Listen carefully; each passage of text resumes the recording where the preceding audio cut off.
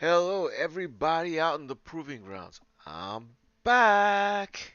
Okay, here it is. I'm on the old Linux laptop, and as you can see, I got nothing but this face looking at me. But I was working on my vision board, thought board.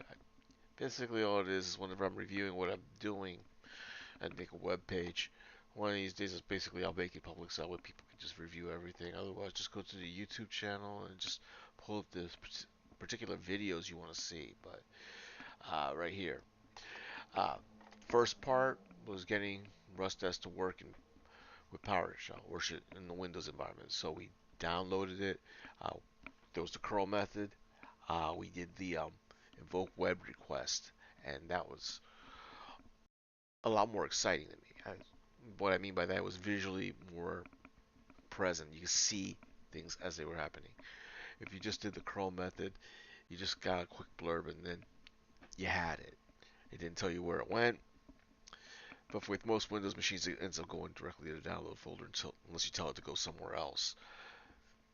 With Bash, it's a little different. And I did create a different video that showed that, and that video has already been posted. But we drop it off in here. Come on, we can do this, me and you. Not that. Here it is. Drop this off right here. And you see I added a little bit going right here, basically talking about what we've already done and what we did with Bash. And I have the video clip here. If you probably already saw it, but just in case, you can hear it. Hello, everybody. I'm back. Yeah, I seem to say that a lot. Or CURL, whichever you prefer, space, put a dash, capital L. That's for our location, if I remember correctly. We'll jump ahead.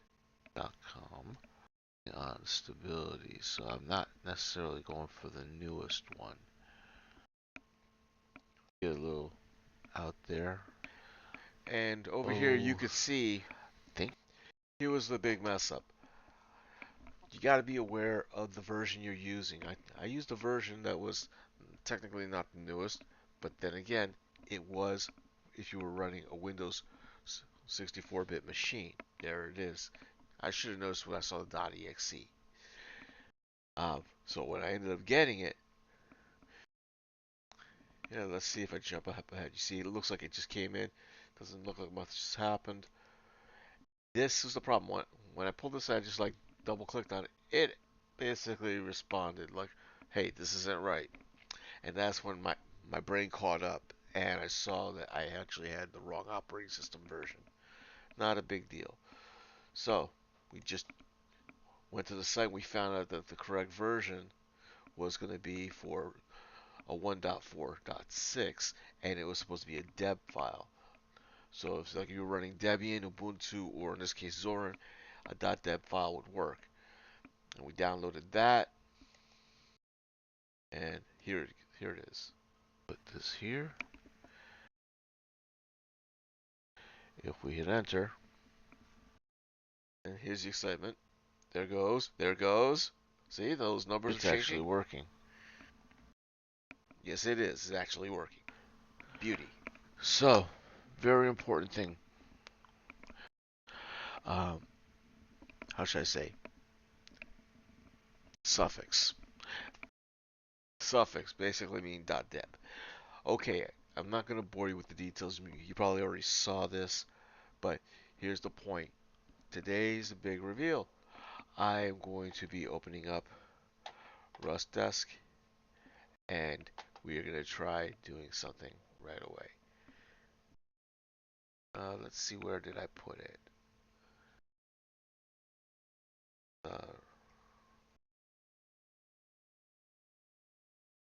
RustDesk. Here we go. Open up around here somewhere.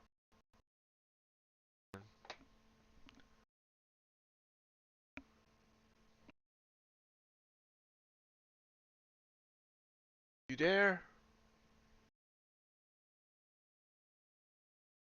I got a lot of resources going on this machine, I guess. Let me close up this browser. Alright, so this is what we got going on. And this is the Windows machine. So I try to connect to it.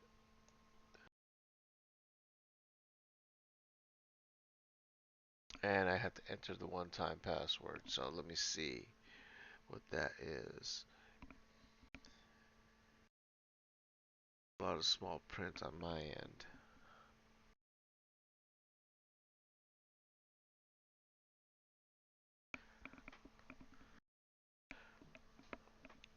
Oh, good God. That's the only thing when you're actually doing these things on tablets. They don't really scale that size for you as much as you'd like. So, aha.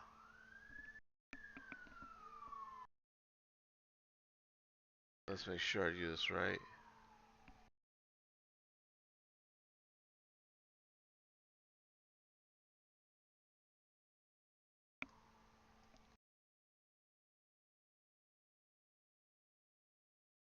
That and that. That should be enough.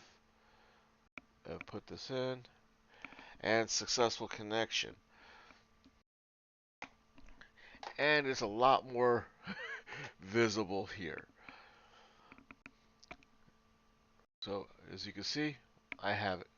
I have it going on. I am on a Windows machine, as you can see here.